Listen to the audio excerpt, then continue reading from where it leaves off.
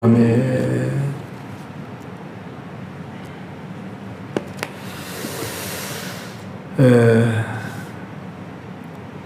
땅에서 올라온 짐승과 666 이런 제목으로 말씀을 드립니다. 우리는 앞전에 바다에서 올라온 짐승에 대해서 살펴봤습니다. 그러니까 용에게 있어서 두 짐승이 또 함께 하는데 바다에서 올라온 짐승, 땅에서 올라온 짐승 이렇게 소개되는데 오늘 이 땅에서 올라온 짐승과 666이라고 하는 이 주제는 기독교 신학에서도 매우 오랫동안 중요한 주제로 다루어졌습니다. 여기서 주요 해석 전통들을 소개하고 그 안에서 나타나는 신학적 의미를 함께 살펴보도록 하겠습니다. 자, 한 절 한 절 살피며 보겠는데 11절에 내가 보매 또 다른 짐승이 땅에서 올라온다. 그래서 땅에서 올라온 짐승, 바다에서 올라오면 바다에서 올라온 짐승 이렇게 우리가 읽었습니다. 그런데 이 땅에서 올라온 짐승의 모양이 어떠냐 하면 어린 양같이 두 뿔이 있고 용처럼 말을 하더라. 자, 어린 양은 예수님을 상징하는데 이 짐승이 어린 양같이 두 뿔을 가졌다. 그러니까 어린 양 같이라고 했어요. 그러니까 이 이자는 이 짐승은 지금 꾸미고 있지요. 모양을 흉내내고 있어요. 어린 양과 같은 모양을 하고 있는데 양은 뿔이 없잖아요. 그런데 이자는 두 뿔이 있고 그런데 말을 어떻게 하더라고요? 용처럼, 용은 옛뱀, 사단, 마귀 이렇게 말하는 그 상징이죠. 자, 그런데 이 자가 도대체 어떤 자냐 하면 공통적으로 거짓 선지자를 상징한다. 어린 양같이 용처럼 이런 식으로 나오고 있는 내용들을 볼 때에 그렇고 또 이후로 나오는 내용을 살펴도 그렇습니다. 자, 그런데 이 두 번째 짐승은 첫 번째 짐승을 경배하게 합니다. 12절에 보면은 그가 먼저 나온 짐승의 모든 권세를 그 앞에서 행하고 처음 짐승에게 경배하게 한다. 누구에게 경배를 하게 한다? 불신자들에게. 이렇게 경배를 하게 땅과 땅에 사는 자들은 이 불신 세상을 살아가는 사람들을 말합니다. 그런데 이 자는 그러니까 바다에서 올라온 짐승을 말합니다. 처음 짐승은 그 바다에서 올라온 짐승은 죽게 되었던 상처가 나았던 자지요. 그래서 많은 사람들이 그를 따랐다고 했습니다. 그리고 지금 이 두 번째 땅에서 올라온 짐승은 이적을 행합니다. 13절 14절을 보니까 큰 이적을 행한데 심지어 사람들 앞에서 불이 하늘로부터 땅에 내려오기도 한다. 자, 불이 하늘에서 땅에 내려오게 한 사람, 그러면 우리가 얼른 생각나는 사람이 엘리야입니다. 엘리야가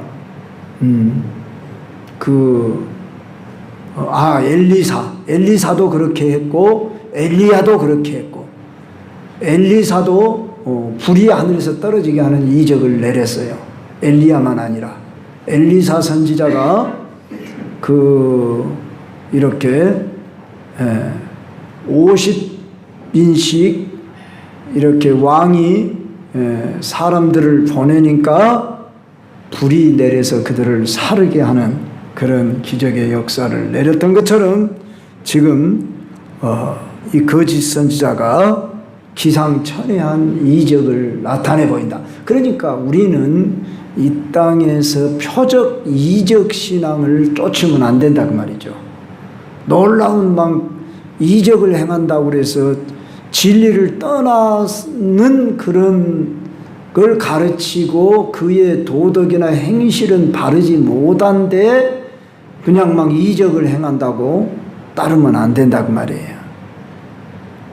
그 전도관의 박태선이 그랬다고 그러잖아요. 박태선 장로였습니다. 신앙촌 건립한 그 사람이 한때 대단한 막 이적을 행했다고 합니다. 그래서 별별 병들이 다 낫고, 그러니까 박태선이가 그 세수한 그 더러운 물도 막 서로 들어 마시려고 막 박 터지게 싸웠다는 그런 이야기도 있듯이, 한때 기적 이적을 행하는 그런 사람들이 타락의 길로 말로가 좋지 못했던 경우도 얼마든지 있습니다. 그래서 그 종말을 주의하여 보라 그랬습니다. 그래서 결코 우리는 표적 이적만이 전부가 아니다 그 말이에요. 병 고치고 귀신 쫓아내고 능력 행하고 뭐 대단한 기적을 행할지라도 우리는 그것만 보고 따르면 안 되고, 그가 진리 안에 있는 자인가, 도덕윤리적으로도 바른 삶을 사는 자인가, 이런 걸 함께 봐야 한다. 물론 도덕윤리를 앞세울 수는 없지만 진리 안에 있는 사람인가, 이걸 먼저 보고 또한 행실도 따르는 그런 사람이 되어야 하는데, 거짓 선지자들은 이적을 행하지만은 그들은 지금 짐승을 숭배하게 하고, 여기 14절에 보면 짐승 앞에서 받은 바 이적을 행함으로 땅에 거하는 자들 미혹한다. 미혹하니까 거짓 선지자죠.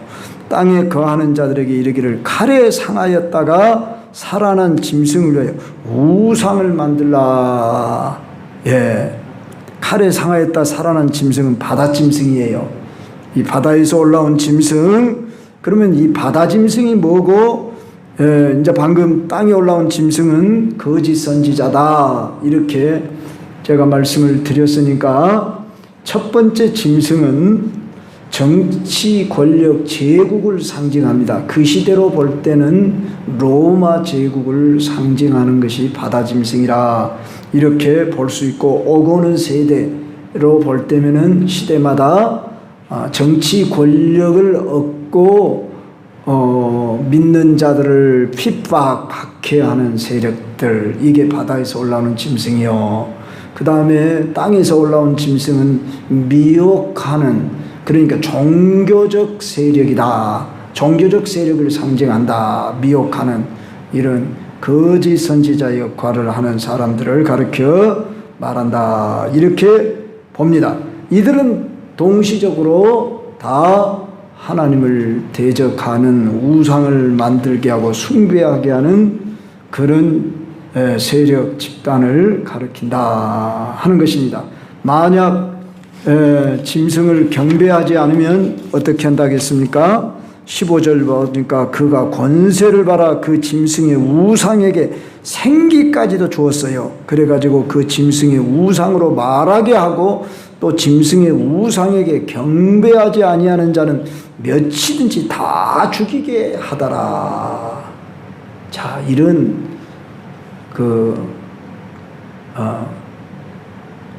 악한 일을 행사하는 이런 종교 집단, 이런 사람들이 우상을 힘입어서 그들이 능력도 행하잖아요. 생기를 주어서 짐승의 우상으로 말도 하게 한다. 이게 기상천외한 일이죠. 우상이 말을 다 한대요. 참, 그러니까 사탄도 대단한 힘을 가지고 있구나, 우리는 여기서 알 수가 있습니다. 그러니까 우리는 결코 어떤 표적 이적만 보고 따라가면 안 된다 하는 것을 알 수 있습니다. 그리고 오늘 666의 의미를 한번 살펴봅시다. 16절로 17절에 보면은 이제 여기 보면은 참 논란이 많은 상징적인 숫자입니다. 이 숫자를 가리켜서 짐승의 수라고도 했고 사람의 수다 그랬습니다. 먼저 이 666이라고 할 때 6이라고 하는 숫자가 뭐냐 그러면 사람 숫자를 6으로 봅니다. 그러니까 묵시문학에서는 상징적 그런 해석으로 그들에게는 익히 알려진 바 된 숫자에 대한 이해가 있었습니다. 3이라고 하는 숫자, 4라고 하는 숫자, 7이라고 하는 숫자, 6이라고 하는 숫자, 또 10이라고 하는 숫자, 이런 숫자에 대한 개념이 그들은 다 이해가 됐습니다. 그러나 저 로마 제국에 있는 불신들은 그 말이 무슨 뜻인지 모르죠. 666 했을 때 이 6은 7에서 모자람이 있지요. 완전수가 7인데 6은 뭔가 불완전의 숫자예요. 그런데 6이 3개나 있어요. 666. 그래서 사람의 수라고도 하지만 여기서 알려주기를 짐승의 수라 그렇게 알려줬는데, 자, 이게 뭔가 할 때에 이제 어떤 신분에 있는 사람이든지 오른손이나 이마에 표를 받게 한다. 표를 받게 한다는 말은 소유가 되게 하고 또한 그 표에 소속되게 하고 또 충성을 의미하는 뜻으로 표를 받게 하는 거예요. 그래서 한때 바코드가 666이다. 또 앞으로 베리칩이 나올 건데 이미 서양 어디는 베리칩이 나와가지고 손목에다가 베리칩을 심는다. 어떤 데는 또 이마에다 바코드를 심는다. 이게 666이니까 받지 말아야 한다. 어쩐다. 한때 요란 법석이었습니다. 근데 요사이 바코드 안 쓰는 데가 없지요. 우리가 매매하는 신용카드를 비롯해서 우리 모든 상품의 요사에는 바코드가 찍혀 있습니다. 그래서 심지어 옛날에는 그걸 풀어가지고 자 봐라 이게 666이 아닌가 봐라. 자, 이 표를 받으면 이러겠습니다. 이거 매매하는 도구로 쓰는데 우리는 이런 거 사용하면 안 된다. 그러니까 우리들끼리 공동체 생활하자. 우리는 저 시골로 어디로 들어가서 미국 사회에 가면 그런 사람들이 있다고 합니다. 아미시 공동체라고. 그 사람들은 세상 문물을 전혀 쓰지 않습니다. 전기며 차며 이런 거 전혀 안 쓰고 그들끼리 모여서 그 옛날 전기도 들어오지 않던 그런 시대처럼 지금도 살아가는 그런 사람들이 있습니다. 마치 우리 한국의 그 안식교도들이 육식 안 하고 우리는 채식해야 한다 그러고 그러면서 채식주의로 사는 것 그 정도 이상으로 그들은 그 아미시라고 하는 사람들은 자기들끼리 학교 다 이런 걸 운영하면서 그렇게 한다고 그럽니다. 그래서 제가 그런 얘기만 들어봤기 때문에 구체적인 내용은 알지 못하지만은, 자, 오늘날 어떤 표가 666이다 이렇게 이해하는 것은 곤란하다. 그러면 여기서 우리는 666을 어떻게 이해할 거냐? 이 표는 영적이면서 경제적으로 지배하는 시스템이라는 것은 분명합니다. 왜? 짐승의 수라고 했기 때문에 악령의 수다 그 말이에요. 그러니까 영적이고 또 이 표를 받지 않으면 매매를 하지 못하게 한다 그러니까 경제적인 어떤 압박을 가져다 줍니다. 참 오늘 현대 사회에서 경제를 우리가 이렇게 살아가려고 하는데 참 거기에 방해를 받는다. 그러면 참 그런데 우리는 믿음을 지키기 위해서 이 세상 어떤 경제와 상관없이 우리끼리 독립되게 어떤 일을 살아가야 한다. 그런 세상이 온다. 그런다면 우리는 참 견디기 힘들 것입니다. 그런데 우리는 가령 이 666이 뭐냐 했을 때 분명히 이거다 이렇게 말할 수는 참 곤란합니다. 여기서 우리가 알 수 있는 것은 영적이고 경제적 압박을 가져다는 시스템이다. 이것은 분명한데 사탄적 권세를 말합니다. 그래서 이것을 신학적으로는 그렇게 이해를 하고 역사적으로 이제 이해를 한다면 역사적으로 본다면 네로 황제가 그 히브리어 알파벳 숫자 게마트리아라고 하는 그 숫자 개념이 있다고 합니다. 그 개념으로 이 그 네로 카이사르라는 이 이름을 그 이렇게 게마트리아로 풀면은 기가 막히게 666이라는 숫자가 나온답니다. 그래서 이 네로 황제를 가리킨다 이렇게 보는 것입니다. 역사적으로 그렇다고 말입니다. 그러지 666이 꼭 네로 황제만을 의미한다 그렇게 보기보다는 그 시대 상황으로 볼 때 그 네로 황제를 가리킨다 그렇게 학자들이 본다는 것입니다. 한마디로 네로 황제가 얼마나 악을 행했는가 하는 것을 알 수 있습니다. 그래서 당시 그리스도인들에게는 네로가 악의 상징이었습니다. 좀 더 넓은 관점에서 이 666을 로마 제국의 그 압제적인 권력을 상징하는 것으로 해석하기도 합니다. 자, 그러면 오늘 우리가 현대적으로 이것을 적용해 보자고 말입니다.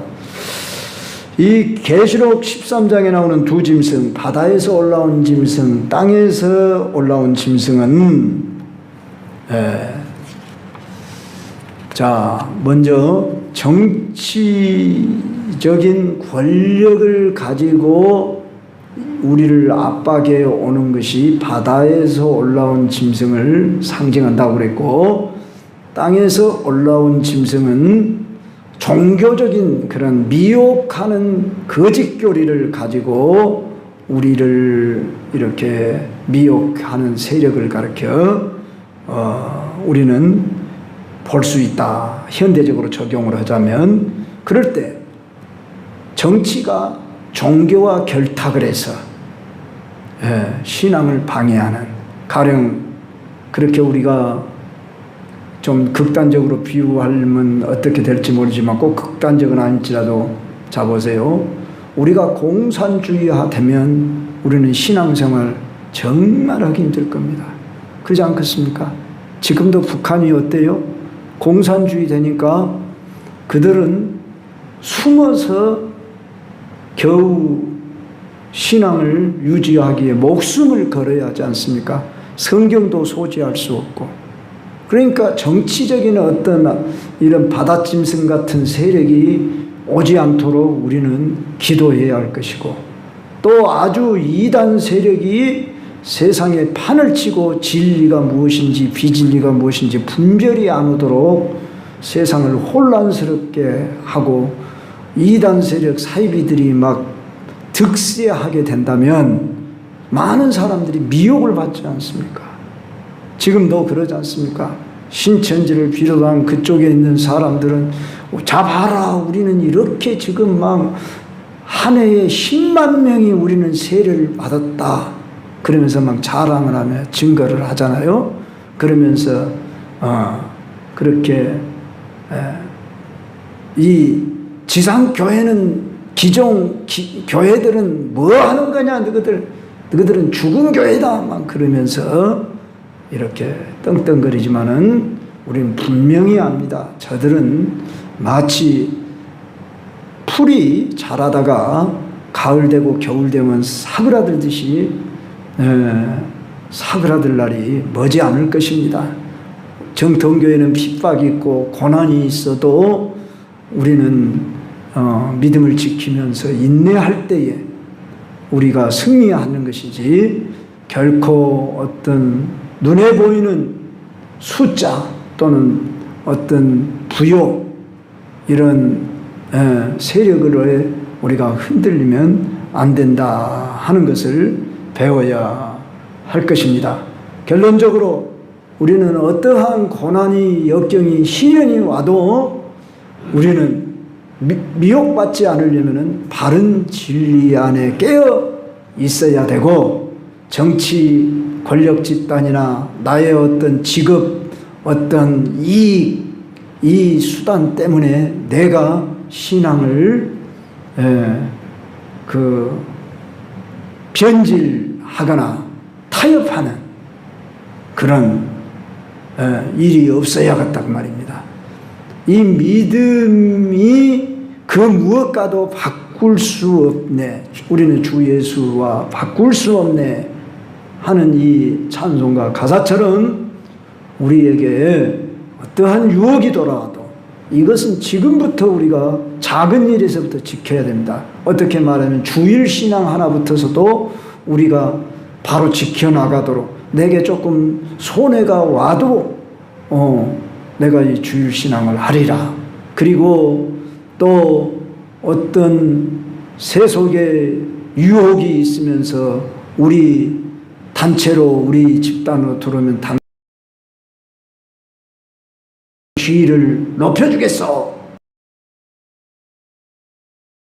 권력의 자리에 앉게 해준다느니 뭐 그런 유혹이 있을 때도 나는 결코 그 길로 갈 수 없어 하고 거절할 수 있는 그런, 그 일과 나는 타협할 수 없어, 이렇게 준비되지 않는다면 오늘날의 바다에서 올라온 짐승, 땅에서 올라온 짐승 666이라고 하는 이러한 것들이 어떠한 형식으로 이 세상에 등장할지는 우리는 다 알 수 없지만은 사탄의 수, 짐승의 수, 경제적인 이익을